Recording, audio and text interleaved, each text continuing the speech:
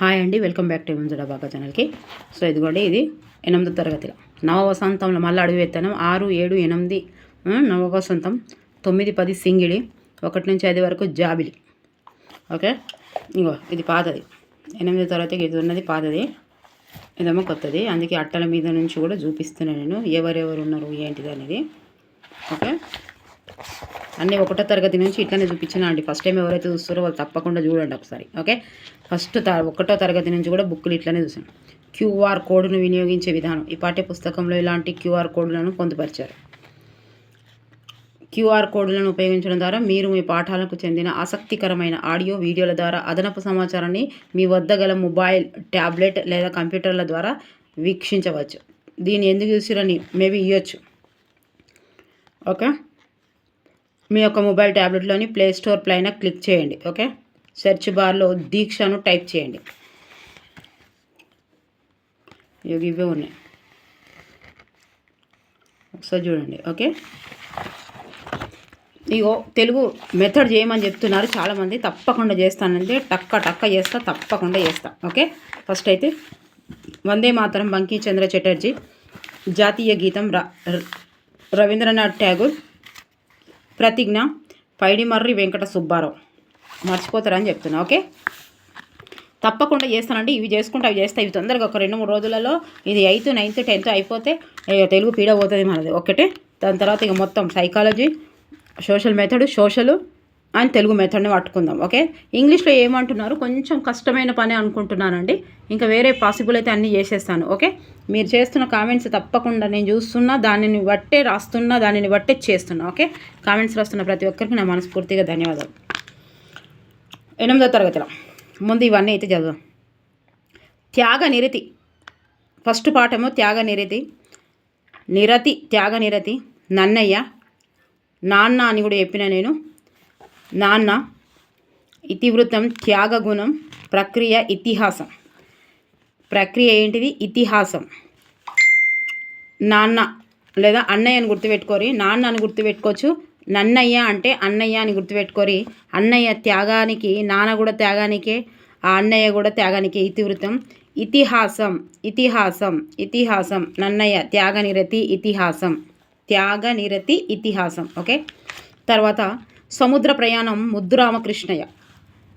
ఇతివృత్తం యాత్రానుభవం. యాత్ర రచన అండి. ప్రక్రియ ఏంటిది? యాత్ర రచన. ముద్దు కృష్ణయ్య ఏంటి? యాత్ర ముద్దుగున్నది. రామకృష్ణ సముద్ర ప్రయాణం ముద్దుగున్నది. ఏమున్నది? ముద్దుగున్నది. యాత్ర కూడా ముద్దుగున్నది. సముద్ర ప్రయాణంలో రామకృష్ణ యాత్ర మంచిగున్నది రచన. సముద్ర ప్రయాణము. ప్రయాణం అంటే ఏంటిది? సముద్ర ప్రయాణం అంటే ఏంటి? ముద్దుగున్నది అంటే మనం అందులో చదువుకున్నాం కవి పరిచయాలలో. ఇంకా యాత్ర అనుభవం. యాత్రలో సముద్ర ప్రయాణంలో ఏముంటుంది? యాత్ర అనుభవం అంటే ఇతివృత్తము. ఇది యాత్ర రచన. రచన రామకృష్ణ అని గుర్తుపెట్టుకోరు. రచన రామకృష్ణ రచన. ఇది యాత్ర చరిత్రన, యాత్రవాసమా, ఇంకా యాత్ర గురించి ఏదైనా ఇచ్చినా స్వీయ యాత్రన అని ఇస్తే మీరు అవన్నీ ఏది గుర్తుపెట్టుకోవద్ది? రామకృష్ణ, ముద్దు రామకృష్ణయ్య. సముద్ర ప్రయాణం అంటే ముద్దుగున్నది. సముద్ర ప్రయాణం ఎంత ముద్దుగున్నది అంటాం కదా. ఇప్పుడు ముద్దు రామకృష్ణయ్య రచన గుర్తుపెట్టుకోరు. ఓకే, బండారి బస్వన్న. పాల్గురి సోమనాథుడు, భక్తి తత్పరత, ద్విపద. ఎట్లా గుర్తుపెట్టుకుంటారు? పాల్గురికి సోమనాథుడు అంటే శివుని యొక్క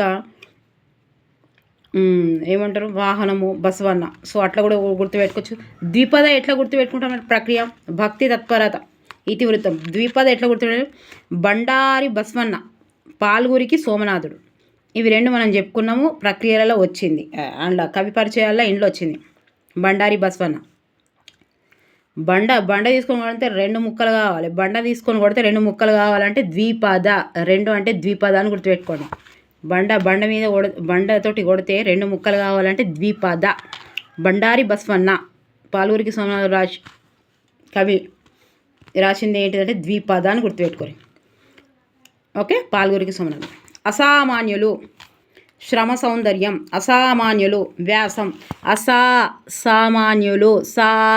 వ్యాసం అని గుర్తుపెట్టుకోరు. మనమేమో ఇప్పటివరకు టెంపుల్స్ అండ్ పండగలు, ప్రతి పండుగ రంజాన్ కానీ, బక్రీద్ కానీ, క్రిస్మస్ కానీ, బోనాలు కానీ, ఫెస్టివల్స్ అండ్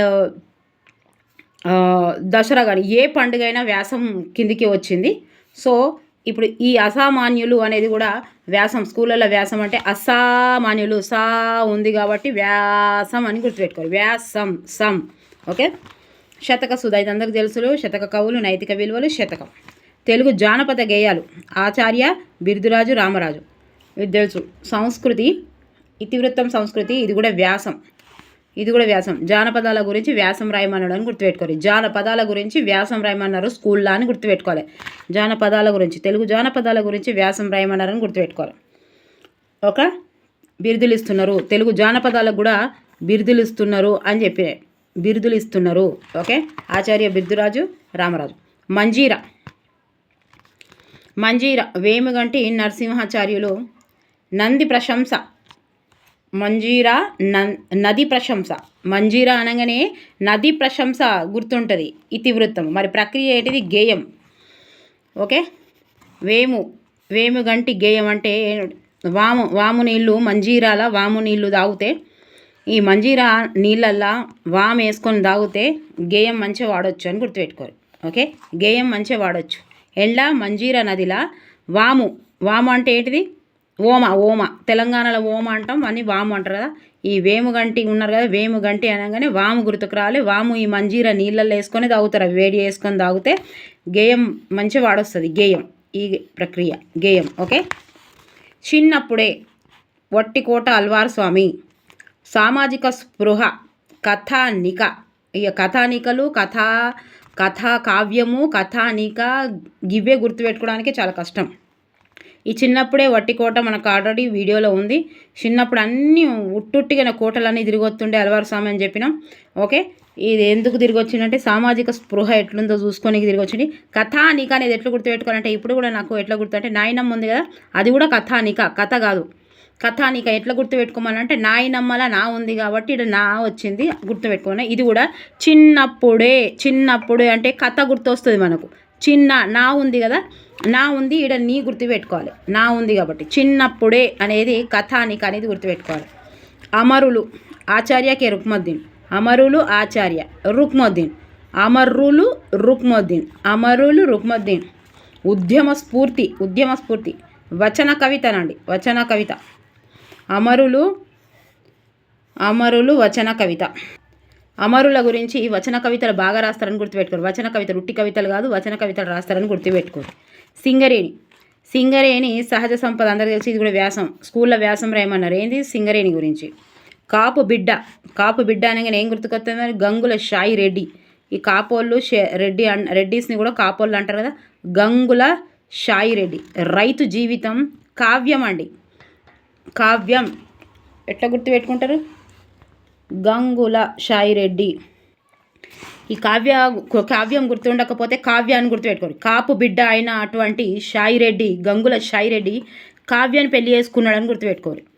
ఎవరైనా ఉద్దేశించే కాదు. కావ్య అంటే కావ్యం అంతేగా. కావ్యాన్ని పెళ్లి చేసుకున్నాడు ఎవరు? గంగుల షాయిరెడ్డి. ఎవరైనా కాపు బిడ్డ అనేటైనా గంగుల షాయిరెడ్డి. రైతు జీవితంలో ఆయన ఎవరిని పెళ్లి చేసుకున్నాడు? కావ్యాన్ని పెళ్లి చేసుకున్నాడు. కావ్య కాపు బిడ్డ కావ్య గుర్తుపెట్టుకోరు. కావ్యం. ఇక మాట్లాడే నాగలి. పన్కున్నం వర్కై. అనువాదం ఎన్ వేణుగోపాలరావు. జంతు ప్రేమ. ఓకే. అనువాద కథ. మాట్లాడే నాగలి అంటే అనువాద కథ గుర్తుంటుంది కదా. మాట్లాడే నాగలి, మాట్లాడుతుందా నాగలి? మరి ఈ అనువాద కథ అని గుర్తుపెట్టుకోవాలి. ఓకే. ఇప్పుడు లెసన్ చూద్దాం.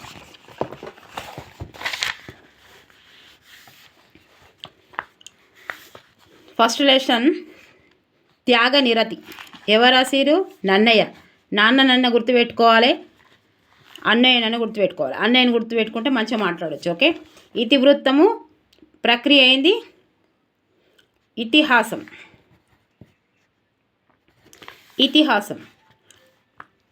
ఇతివృత్తము త్యాగగుణం. ఇక్కడ నుండి దదిచి మహాతపశాలి చ్యావన మహర్షి పుత్రుడు.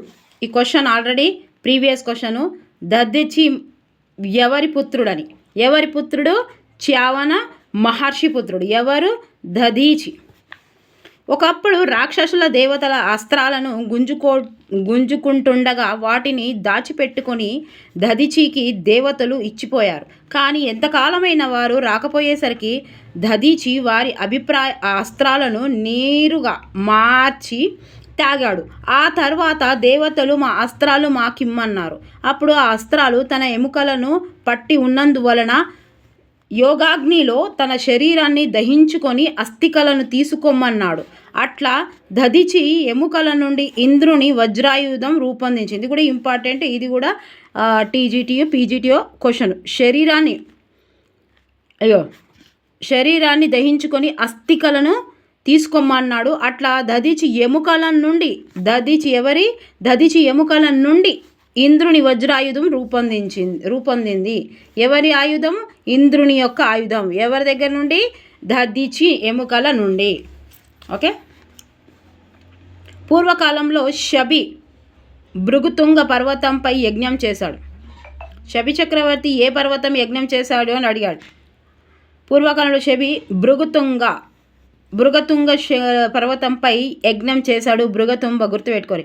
ఇప్పుడు ఇంద్రుడు అగ్నిదేవుడు శిబి చక్రవర్తి గుణగణాలను పరీక్షించాలనుకున్నాడు.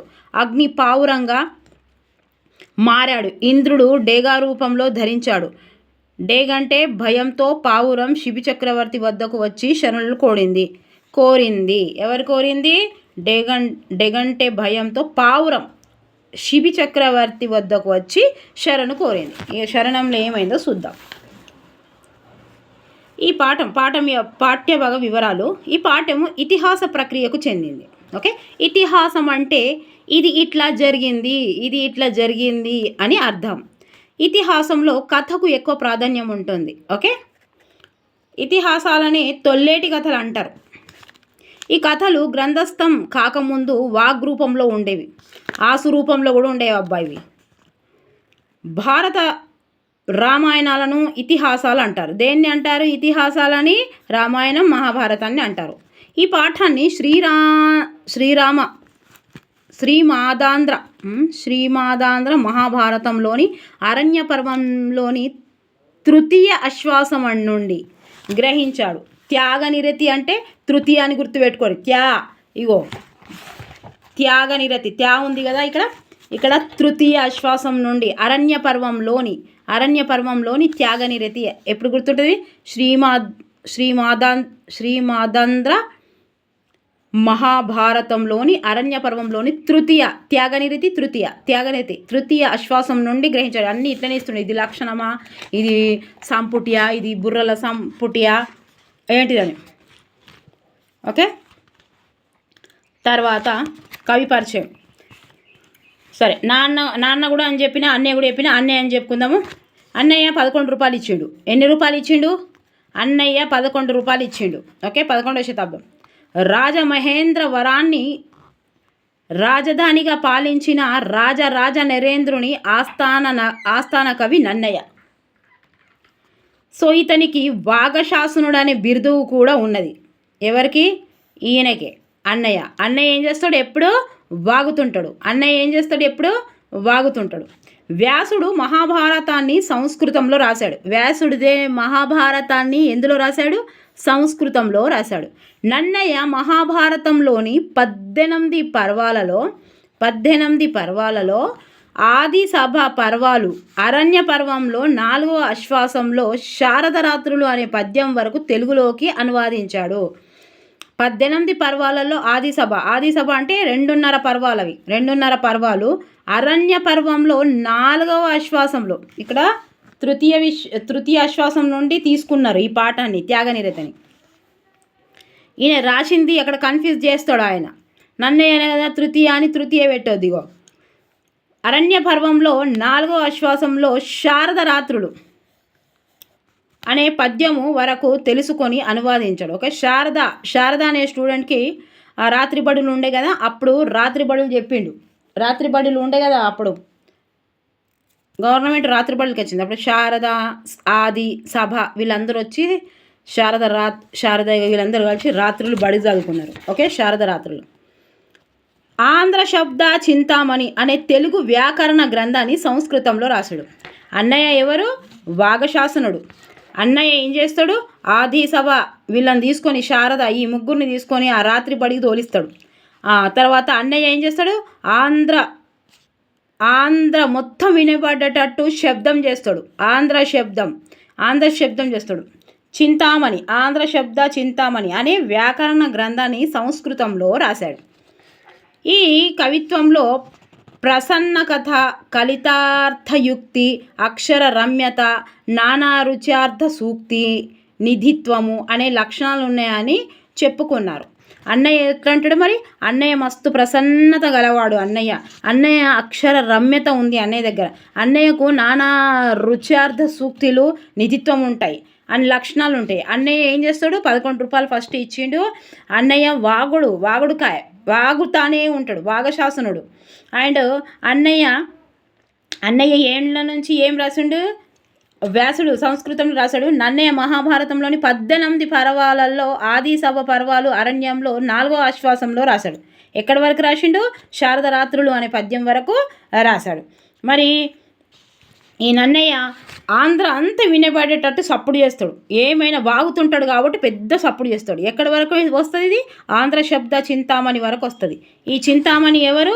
తెలుగులో నుంచి తెలుగు చింతామణికి రాకపోతే సంస్కృతం ఇటు పెట్టుకోరు. చింతామణి, ఆంధ్ర శబ్ద చింతామణిని తెలుగులో కాకుండా సంస్కృతంలో రాశాడు కాబట్టి ఈ చింతామణికి సంస్కృతం నేర్పుతాడు అని గుర్తుపెట్టుకోవాలి. నన్నయ్య శబ్దాలు చేస్తాడు, ఆంధ్ర మొత్తం వినబడేటట్టు. నన్నయ్య వాగుతుంటాడు. నన్నయ్యకు అక్షర రమ్యత బాగుంటుంది అన్నయ్యది. అన్నయ్య ఇంకేం చేస్తాడు? 11 రూపాయలు ఇచ్చిండు. అండ్ అన్నయ్య ప్రసన్నతంగా ఉంటాడు. అన్నయ్య వాగుతాడు, శబ్దాలు చేస్తాడు, పెద్దవి తెలుగు నేర్పిస్తున్నాడు. ఎవరికి? చింతామణికి సంస్కృతం నేర్పిస్తున్నాడు. అండ్ ఈ ఆది సభ శారద రాత్రులు, ఓకే, ఆది సభ 2:30 అరణ్య పర్వంలో 4వ ఆశ్వాసంలో శారద రాత్రులు అనే పద్యం వరకు తెలుగులోకి అనువాదించాడు. ఆంధ్ర శబ్ద చింతామణి అనేది వ్యాకరణ గ్రంథం అండి. ఆంధ్ర శబ్ది చింతామణి అనేది వ్యాకరణ గ్రంథం, ఓకే, అనే తెలుగు వ్యాకరణ గ్రంథాన్ని ఎండ రాసిండు?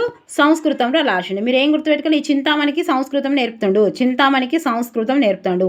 ఆంధ్ర పెద్ద శబ్దం చేస్తాడు, ఆంధ్రకి వినబడేటట్టు, ఓకే. తన కవిత్వంలో ప్రసన్నత కథ, కలితార్థయుక్తి, అక్షర రమ్యత ఉంటుంది, ప్రసన్నత ఉంటుంది, ఓకే, నానా రుచులు ఉంటాయి ఆయన దగ్గర, అన్ని లక్షణాలు ఉంటాయి. అయితే డిఎస్సిలో క్వశ్చన్ ఎట్లా ఇచ్చిండంటే, నన్నయ్య ఎవరి ఆస్థాన కవి? రాజా రాజు ఆస్థాన కవి, రాజా ఆస్థాన కవి, రాజే ఆస్థాన కవి, రాజా ఆస్థాన కవి. చూసి రై ఎట్లా ఇస్తుండో? రాజరాజేశ్వర, రాజరాజన ఏమున్నది ఇడ అంటే మీరు ఎట్లా కూడా చదవాలి అని చూపిస్తున్నాను ఇక్కడ. రాజమహేంద్రవరాన్ని రాజధానిగా పాలించిన రాజ నరేంద్రుని ఆస్థాన కవి నన్నయ్య. నరేంద్రుడు నన్నయ్య, గుర్తుపెట్టుకోరి. నరేంద్రుడు నన్నయ్య ఇతడే వాగశాసనుడు. సో ఇక్కడ తెలంగాణలో ఆదికవి వేరే ఆయన కాబట్టి ఈయనకు ఆదికవి అని తెలంగాణలో ఈ బుక్లో ఇవ్వలేదు. తెలంగాణ బుక్లో ఈయన బిరుదులలో ఆదికవి అని ఇవ్వలేదు నన్నయ్యకి. ఎందుకు ఇవ్వలేదు అంటే తెలంగాణకి ఇంకా ఆయన ఆదికవి కాబట్టి, ఓకే. అంతేగా అన్నయ్య 11 రూపాయలు ఇచ్చిండు. అన్నయ్య మస్తు వాగుతూనే ఉంటాడు. ఆ అన్నయ్య పెద్ద పెద్ద శబ్దాలు చేస్తాడు ఆంధ్రాకి వినిపించేటట్టు. అన్నయ్య చింతామణికి సంస్కృతం నేర్పుతుండు. అన్నయ్య ఆదిసభ పర్వాలు 2:30 భాగాలు చేసిండు. ఇక శారదకేమో రాత్రులు చదువు చెప్తాడు, రాత్రిబడి చెప్తాడు, ఓకేనా. మక్కని మస్తు మంచోడు అన్నయ్య. ఎట్లా మంచోడు అన్నయ్య? అక్షర రమ్యత ఉంది అన్నయ్య దగ్గర, ప్రసన్నత ఉంది అన్నయ్య దగ్గర, నానా రుచులు ఉన్నాయి అన్నయ్య దగ్గర, ఓకే. ఈ అన్నయ్య దగ్గరికి అయిపోయింది. అన్నయ్య 11 రూపాయలు. అగ్గు. మన ప్రాచీన సాహిత్యంలో నైతిక విలువలను ఎంతో ప్రాధాన్యం ఉన్నది. భారత రామాయణాలు ఉత్తములైన రాజుల కథలను వివరిస్తాయి. వారిలో శిబి చక్రవర్తి త్యాగ గుణానికి తార్కాణంగా నిలుస్తాడు. తనకు ఆశ్రయించిన ఒక పౌరాన్ని డెగా నుంచి రక్షించడానికి తన ప్రాణాలను సైతం లెక్క చేయడు అని ఎట్లానో తెలుసుకుందాం. ఇది చూద్దాం. నిన్ను సత్యధర్మ నిర్మూలంగా విందునట్టి నీకు బాడి అంటే ఇది న్యాయము. ఇప్పుడతి బుభుక్షితుడు అంటే ఆకలితో ఉన్న నాకు నా హర విఘ్న మిట్టులాచరింప. అయితే ఏం చెప్తున్నాడు ఎక్కడంటే, ఓ శిబి చక్రవర్తి, నీవు సత్యధర్మాలను ఆచరించడం చేత కలంకం లేనివాడివని విన్నాను. అటువంటి నీవు ఈ సమయంలో మిక్కిలి ఆకలితో ఉన్న నాకు ఆహారం దొరకకుండా చెయ్యటం న్యాయమేనా అని అడుగుతాను. సర్వభూతంబులు నా హారంబున జీవించి వర్ధిల్లు, నాది నాకు భక్షంబు గాని నాడు బుభుక్ష వేదనం చేసి ప్రాణవియోగంబుగు నట్లయితే నా పుత్రులు భార్యయు జీవింపనేర రొక్క కపోతంబు పావురం రక్షించి పెక్కు జీవులను హింస చేయుట ధర్మ విరోధంబు. ఏమంటుంది అది? అన్ని ప్రాణులు కూడా ఆహారం మూలంగానే బ్రతుకుతూ వృద్ధి పొందుతాయి. ఈ పావురం నాకు ఆహారం కాకపోతే ఆకలి బాధతో నా ప్రాణాలు పోతాయి. అట్లయితే నా పిల్లలు భార్య కూడా బతకజాలరు. ఒక్క పావురాన్ని కాపాడి ఇన్ని ప్రాణాలను హింసించటం ధర్మానికి వ్యతిరేకం కాదా అని అడుగుతున్నాడు. ధర్మాజ్ఞులైన పురుషులు ధర్మమునకు బాధ చేయు ధర్మము నైనన్ ధర్మముగా మదిందలపురు ధర్మవు సర్వంబునకు హితంబుగా వలయున్. హితంబు అంటే ఏంది? మంచి. ధర్మము తెలిసిన వారు ధర్మానికి కీడు చేసి ఎటువంటి ధర్మాన్నైనా ధర్మమని మనస్సులో తలంచుకోరు.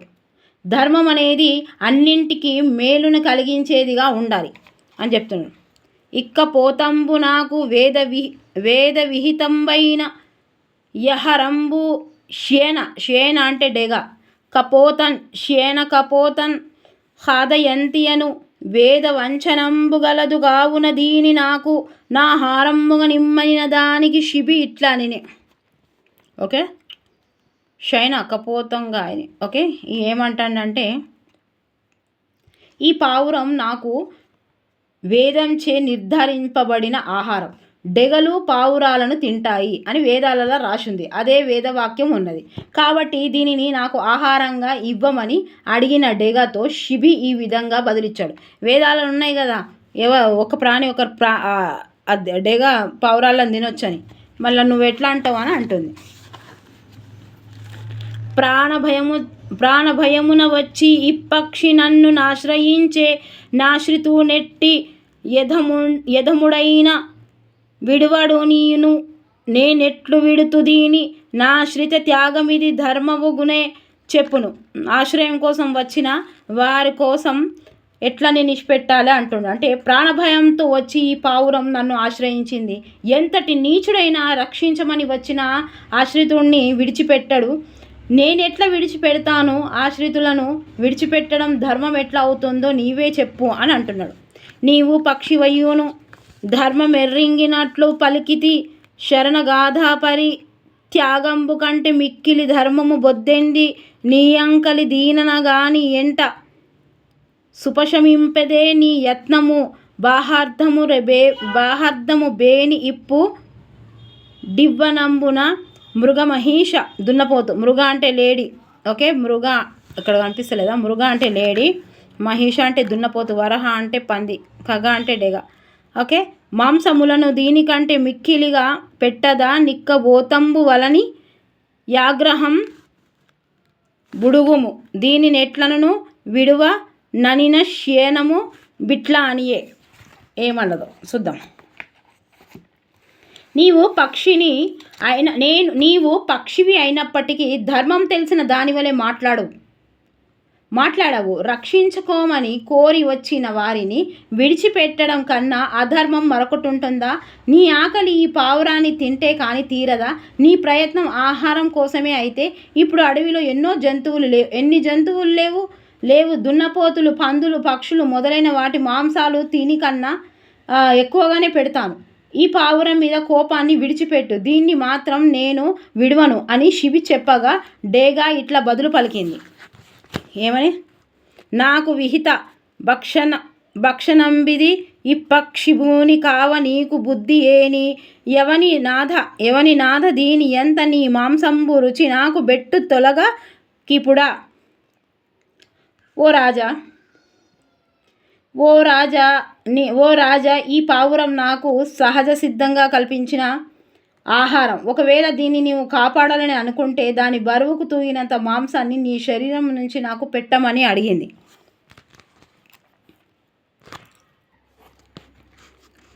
అని ననుగ్రహించితి మహావిహగోత్తమ యంచు సంతానము బులిన శిభి తత్క్షణంబు యసి పుత్రిక నాత్మ శరీర కర్తనము భనఘండు చేసి తన యుంగ మునంగల మాంసమెల్లవం బెట్టినను కబోత భాగము కడిందిగా దించుచు నుండే నత్తులన్.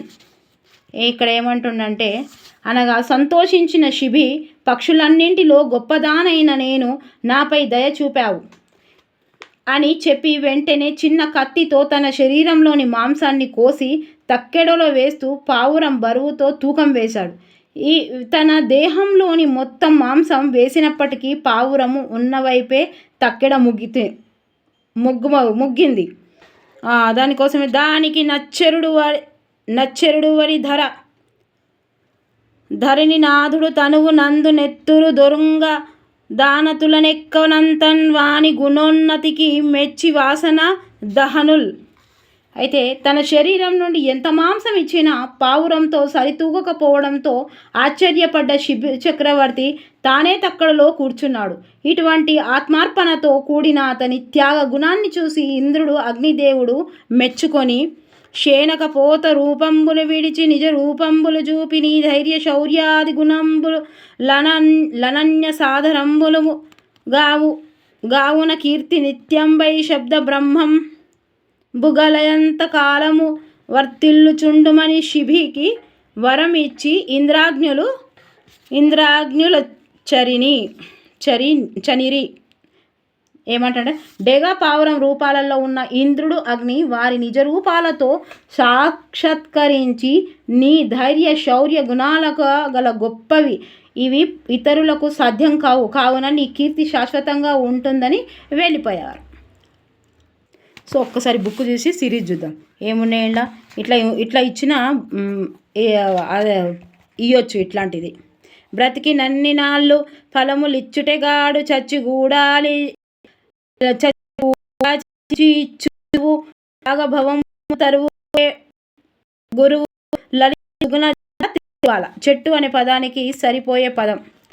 ఇవన్నీ మనలో చూద్దాం ఏమున్నాయి. ఇక్కడ ఏమున్నాయి, ఇక్కడ గీత కూసిన పదాలకు అర్థాలు రాయండి. కపోతములు శాంతికి చిహ్నాలు భావిస్తారు. కపోతములు పావురములు. ఓకే, ఏం లేవున్నాయి ఒక్కసారి ఏం లేవు ఒక్కసారి చూద్దాం. అన్నీ చెప్పుకునే ఉన్నాయి.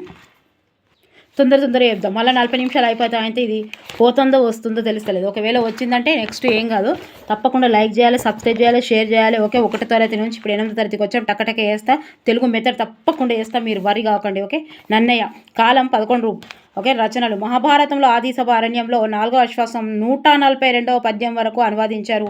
ఆంధ్ర శబ్ద చింతామణి అనే తెలుగు వ్యాకరణాన్ని సంస్కృత భాషలో రాశారు. చింతామణి అనగానే ఆమెను ఏం చేసింది, సంస్కృతంలో నేర్పించిండని గుర్తుపెట్టుకోరు. శ్రీవాణి గిరిజార్చయరాయ నన్నయ్య భారతంలో తొలి శ్లోకం శ్రీవాణి. నన్నయ్య భారతంలో మైలురాళ్ళు. రాజకులైన భూషణ నన్నయ్య భారతంలో తొలి పద్యం. శారదరాత్రులు భారతంలో నన్నయ్య రాసిన తుది పద్యం. ఇది తుది పద్యం. రాత్రికి ఇక రాత్రి అయిపోయింది, రాసుడు కూడా అయిపోయింది, రాత్రి అయిపోయింది, లాస్ట్కి కూడా అయిపోయింది అని గుర్తు. వ్యాసుని సంస్కృత భారతాన్ని తెలుగులోకి అనువాదించిన కవిత్రంలో మొదటివాడు. వ్యాసుడు రాసిన సంస్కృత భారతాన్నేమో తెలుగులో రాసిండు, తెలుగులో ఉన్న వ్యాకరణాన్నేమో చింతామణి వ్యాకరణాన్ని సంస్కృత రాసిండు. చూసిరా ఇలా కన్ఫ్యూజ్ చేస్తాడు. వ్యాసుని సంస్కృత భారతాన్ని తెలుగులోకి రాసిండు. ఓకే, ఆ చింతామణినే సంస్కృతంలో రాసిండు, ఈయనను వ్యాసుని తెలుగులో రాసిండని గుర్తుపెట్టుకోరు. కవితా లక్షణాలు అక్షర రమ్యత ఉంటుంది, దేహం ప్రసన్న, కవితార్థయుక్తి, హృదయం, నానారుచార్థ సూక్తి, విధిత్వం, మనస్సు. అనువాద పద్ధతులు స్వేచ్ఛానువాదం, స్వతంత్రానువాదం. శైలి కథన శైలి. ఓకే, బిరుదులు భాగశాసనుడు, శబ్దశాసనుడు, వాదుశాసనుడు, ఆదికవి మన తెలంగాణ ఇప్పుడు అండ్లు ఇయ్యలేదు. సో వాగుతాడు అన్నయ్య ఎప్పుడు ఏం చేస్తాడు, వాగుతాడు, పెద్ద పెద్ద శబ్దాలు చేస్తాడు, ఎక్కడి వరకు ఈ ఆంధ్ర ఈనవిటట్టు.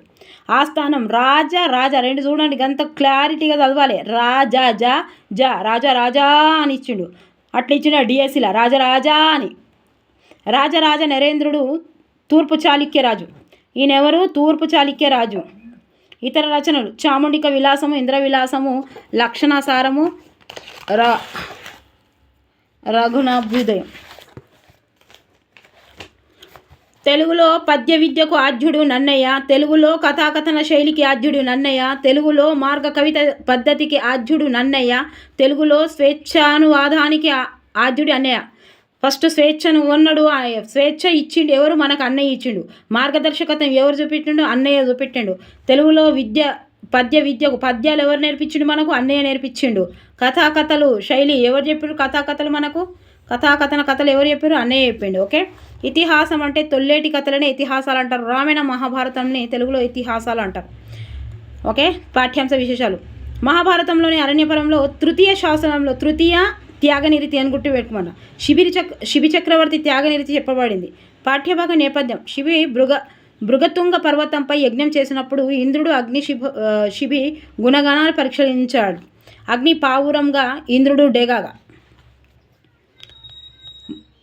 మహాతపశాలి అయిన దధీచి మహర్షి తండ్రి ఎవరు? చ్యావన మహర్షి. దధీచి ఎముకల నుండి రూపొందించిన ఆయుధం ఇంద్రుని వజ్రాయుధం. శిబి ఎక్కడైనా యజ్ఞం చేశాడు, అక్కడ అర్థం కాకపోతే ఇక్కడ అర్థమవుతుందండి. శిబి ఎక్కడ యజ్ఞం చేశాడు? భృగుతుంగ పర్వతంపై. శిబిని పరీక్షించదలిచిన వారెవరు? ఇంద్రాగ్నులు. ఇంద్ర ప్లస్ ఆగ్నులు ఏ సమాసము? పావురము రూపంలో ఉన్న అగ్ని డేగ రూపంలోని ఇంద్రుని భయపడుతూ ఎవరిని శరణుకు జొచ్చారు? శిబిని. త్యాగనిరతి పాఠం ఎక్కడ నుండి స్వీకరించబడింది? శ్రీమదాంధ్ర మహాభారతంలోని అరణ్య పర్వంలోని తృతీయ శ్వాసం నుండి.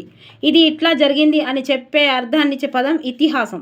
తెలుగులో ఇతిహాసాలు రామాయణం, మహాభారతాలు. త్యాగనిరతి పాఠంలోని ఇతివృత్తం నైతిక విలువలు, త్యాగ ప్రవృత్తి. గ్రద్దకు శ్యాన కపోతన్ ఖాదాత్ని అను వేద విహితమైన ఆహారం పావురం. ఓకే. ధర్మానికి హాని కలిగించి మరొక ధర్మమైన దానిని ధర్మంగా తలించని వారు ధర్మాజ్ఞులు. శరణగత పని త్యాగము చేయలేక శిబి పావురానికి బదులు ఏమిద్దామనుకున్నాడు? మృగ, వరహ, మహిష, ఖగమాంసాలు. పావురానికి బదులు గద్ద దేనిని కోరెను? పావురానికి సరిపడు శిబి మాంసాన్ని కోరింది. శిబి త్యాగనిరతిని చూసి ఏ ధైర్య శౌర్య గుణంబులనన్య సాధారణంబులుగావున నీ కీర్తి నిత్యంబై శబ్ద ప్రారంభం గలయంత కాలంబు వర్ధిల్లుచుండునని వరమిచ్చిన వారు ఇంద్రాగ్నులు. ఓకే. త్యాగ భవనముకు గురువులు ఎవరు? తరువులు. దధీచి మహర్షి చ్యావన మహర్షి పుత్రుడు. దధీచి మహర్షి దేవతలు ఆయుధాలు దాయామని ఇస్తారు, ఎంతకాలమైనా తిరిగి రాకపోవడాన్ని దధీచి వాసి అస్త్రాలను నీరుగా మార్చి తాగుతాడు. ఈయనకేం లేకుండా ఆయన నీరు లెక్క మార్చుకొని బట్టలన్నీ నీరు లెక్క మార్చుకొని తాగిండట. ఇక దాగి అందులో చూసిరా, అందులో ఎండ్లో ఉండే కదా అబ్బాయి ఆ అరుంధతి సినిమాలో ఏమో చేస్తుంది కదా, మొత్తం కట్టే ఆమె బొక్కలతోటి కట్టేస్తేనే అందులో ప్రాణాలు తీయాలని ఏమో ఉంది కదా. ఆ అస్త్రాలు తన ఎముకలను బట్టి ఉన్నందువల్ల ఆ యోగాగ్నిలో తన శరీరాన్ని దహించుకొని అస్థికలను తీసుకోమన్నాడు. ఆ విధంగా దధీచి ఎముకల నుండి ఇంద్రుని వజ్రాయుధం రూపొందింది. దధీచి ఎముకలు నుండి వచ్చింది. అర్థాలు: కపోతము పావురము, పరిత్యాగము త్యాగం, ధర్మము వర్ధిల్లుగాక అభివృద్ధి అనుగాక, హితము మంచి, బుభుక్షితుడు ఆకలితో ఉన్నవాడు, పాడి న్యాయము ధర్మము తీర్పు. జ్ఞానార్థాలు పాడి న్యాయము ధర్మము తీర్పు, వనము తోట జలం, వర్షము సంవత్సరము వాన వర్షము. ఓకే. సందులు: ఇంద్రాగ్నులు, ఇంద్ర ప్లస్ ఆజ్ఞులు, సవర్ణ దీర్ఘ సంధి, ఇంద్ర ప్లస్ ఆజ్ఞులు ఇంద్రాగ్నులు. త్యాగం ఇది, త్యాగము ఊ ప్లస్ ఇది ఉత్వ సంధి. ఆహారార్థము, ఆహార ప్లస్ అర్థము ఆహారార్థము. ఓకే. సవర్ణ దీర్ఘ సంధి. నేనెట్లు, నేను ఊ ప్లస్ ఎట్లు ఉత్వ సంధి. శౌర్యాది, శౌర్య ప్లస్ ఆది శౌర్యాది సవర్ణ దీర్ఘ సంధి. ఇక్కపోతంబు, ఈ ప్లస్ కపోతంబు త్రిక సంధి. ఇప్పక్షి ఈ ప్లస్ పక్షి త్రిక సంధి. బుభక్ష వేదన బుభక్ష ప్లస్ ఆవేదన సవర్ణ దీర్ఘ సంధి. దయచేసి వినండి ప్రార్థనార్థక వాక్యము. అంతే కదా. ఆహా ఎంత బాగుందో ఆశ్చర్యార్థక వాక్యము. గిరి ఎక్కడున్నావు ప్రశ్నార్థక వాక్యము. రమ చక్కగా రాయగలవు సామర్థ్యతక వాక్యము. ఏంది రాయగలవు అంటే అలాంటి సామర్థ్యం ఆమెకు ఉందన్నట్టు. అల్లరి చేయవచ్చు అల్లరి చేయవద్దు నిషేధార్థక వాక్యం. ఇది తెలుస్తుంటుంది. వద్దు అనగానే నిషేధార్థక వాక్యం. లోపలికి రావచ్చు అనుమతార్థక వాక్యం. ఓకే, ఇక నెక్స్ట్ వచ్చేసి ఇప్పటికే 35 నిమిషాలు అవుతుంది. ఒక్క లెసను అయిపోయింది. సముద్ర ప్రయాణము. నచ్చితే లైక్ చేయరి, సబ్స్క్రైబ్ చేయరి, షేర్ చేయరి. నన్నయ్య 11 రూపాయలు ఇచ్చిండు. నన్నయ్య వాగుతాడు బాగా. నన్నయ్య పెద్ద శబ్దాలు చేస్తాడు. ఆంధ్రాకి వినబడేటట్టు. నన్నయ్య శంతామనికి తెలుగు వస్తుంది కానీ మళ్ళీ సంస్కృతం నేర్పించిండు. ఇక వ్యాసుడికేమో సంస్కృతం వస్తుంది కానీ తెలుగు నేర్పించిండు. సో ఇట్లా ఇవన్నీ చేసిండు. ఓకే, నన్నయ్య మంచి ప్రసన్నత గలవాడు. నన్నయ్య మంచి రాతతోటి కూడా ఉంటాడు నన్నయ్య. సో ఇవన్నీ గుర్తుపెట్టుకోవాలి. ఓకేనా. ఇంకేం చేస్తాడు నన్నయ్య? కవితార్థ కథ నానా రుచుల కూరలు కావాలి అన్నయ్యకు నానా రుచుల కూరలు కావాలి. శారదరాత్రులు లాస్ట్ది అన్నయ్యది. ఈ ఆది సభ అనేది 4వ ఆశ్వాసము. ఓకే, 142వ పద్యం వరకు ఉన్నది. ఓకే, ఇంకేమున్నది? శ్రీవాణి గిరిజాక్షయ. ఇదేమో నన్నయ్యలే తొలి శ్లోకం అది. ఓకే, నన్నయ్య భారతంలో మైలురాళ్ళు. ఓకే, రాజకులైన భూషణ నన్నయ్య భారతంలో తొలి పద్యం అది. ఓకే, శారదరాత్రులు భారతంలో నన్నయ్య లాస్ట్ అయిపోయింది. ఓకే, స్వేచ్ఛనము సుతన కథన శైలి ఎట్లుంటుంది అండి? కథన శైలి. ఓకే, అన్నయ్యది ఎట్లుంటుంది? కథన శైలి. ఈయన ఎవరు ఆస్థాన కవి? రాజరాజ నరేంద్రుడు. ఆయన ఎవరు? రాజరాజ నరేంద్రుడు తూర్పు చాళుక్య రాజు. ఓకే, ఇక్కడ వరకు అయిపోయింది. నెక్స్ట్ లెసను సముద్ర ప్రయాణం. ఓకేనా. మీరు కామెంట్స్ రాస్తున్న ప్రతి ఒక్కరికి నా మనస్ఫూర్తిగా ధన్యవాదములు. నేను ప్లేలిస్టులో పెడుతున్నా చూడండి. తప్పకుండా అన్నీ పెడతాను. నేను తెలుగు మెథడ్ చేయడానికి ప్రయత్నిస్తాను. చాలామంది పెడుతున్నారు తెలుగు మెథడ్ పెట్టండి, కంప్లీట్ చేయండి మేడం అని. ఓకేనా, తప్పకుండా చేస్తా. Thank you for watching. Bye, take care.